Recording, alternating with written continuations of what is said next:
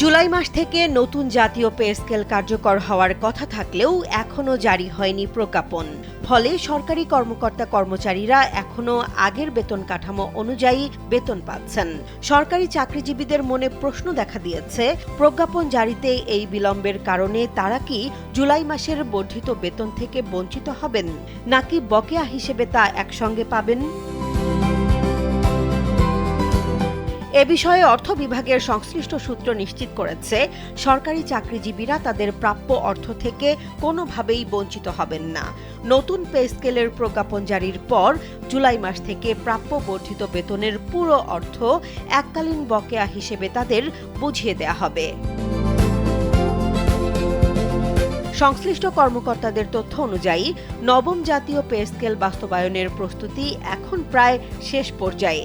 তবে প্রশাসনিক ও আইনি কিছু বাধ্যতামূলক প্রক্রিয়া এখনো বাকি রয়েছে।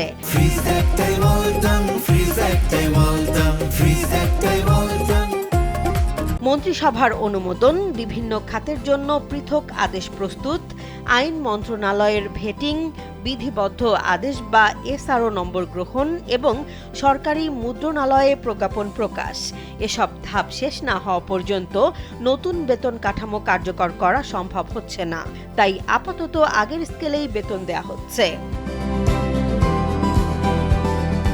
অর্থ ও পরিকল্পনা মন্ত্রী আমির খসরু মাহমুদ চৌধুরী জানিয়েছেন, নবম বেতন কমিশনের সুপারিশ নিয়ে সরকারের কাজ চলমান রয়েছে। সব প্রক্রিয়া শেষ হলেই বিষয়টি মন্ত্রিসভায় উপস্থাপন করা হবে। অনুমোদনের পর দ্রুত প্রজ্ঞাপন জারির উদ্যোগ নেওয়া হবে। একই সঙ্গে তিনি স্পষ্ট করেছেন, আন্তর্জাতিক মুদ্রা তহবিল বা IMF এর ঋণের সঙ্গে নতুন পে স্কেল বাস্তবায়নের কোনো সরাসরি সম্পর্ক নেই। তবে IMF এর সাম্প্রতিক পর্যবেক্ষণে ভিন্ন একটি অর্থনৈতিক বাস্তবতার কথাও উঠে এসেছে। সংস্থাটির মতে, সামাজিক নিরাপত্তা কর্মসূচি, ভর্তুকি, ফ্যামিলি কার্ড ও কৃষক কার্ড সহ বিভিন্ন খাতে সরকারি ব্যয় দ্রুত বাড়ছে। অন্যদিকে রাজস্ব আয় সেই হারে বাড়ছে না। ফলে বর্তমান অর্থনৈতিক পরিস্থিতিতে নতুন পে স্কেল বাস্তবায়ন করলে সরকারের ওপর অতিরিক্ত আর্থিক চাপ তৈরি হতে পারে।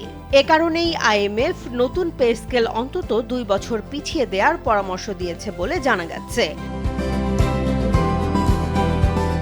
যদিও সরকার এখনো সেই পরামর্শ অনুসরণ করার কোনো সিদ্ধান্ত দেয়নি। সরকারের অবস্থান হলো, প্রশাসনিক সব আনুষ্ঠানিকতা সম্পন্ন হলেই নতুন বেতন কাঠামো বাস্তবায়নের বিষয়ে আনুষ্ঠানিক ঘোষণা দেওয়া হবে। অর্থাৎ সরকারি চাকরিজীবীদের জন্য এখন সবচেয়ে গুরুত্বপূর্ণ বিষয় হলো প্রজ্ঞাপন জারি হওয়ার অপেক্ষা। সব মিলিয়ে বর্তমান পরিস্থিতিতে সরকারি কর্মকর্তা-কর্মচারীদের জন্য সবচেয়ে বড় স্বস্তির খবর হচ্ছে, নতুন পে স্কেল কার্যকর হতে দেরি হলেও জুলাই মাস থেকে প্রাপ্য অতিরিক্ত অর্থ হারিয়ে যাবে না। বরং প্রজ্ঞাপন জারির পর সেই অর্থ এককালীন বকেয়া হিসেবে পরিশোধ করার প্রস্তুতিই চলছে। এখন নজর মন্ত্রিসভার অনুমোদন এবং সরকারি প্রজ্ঞাপন জারির দিকে। জেসমিন জাহান, কালবেলা।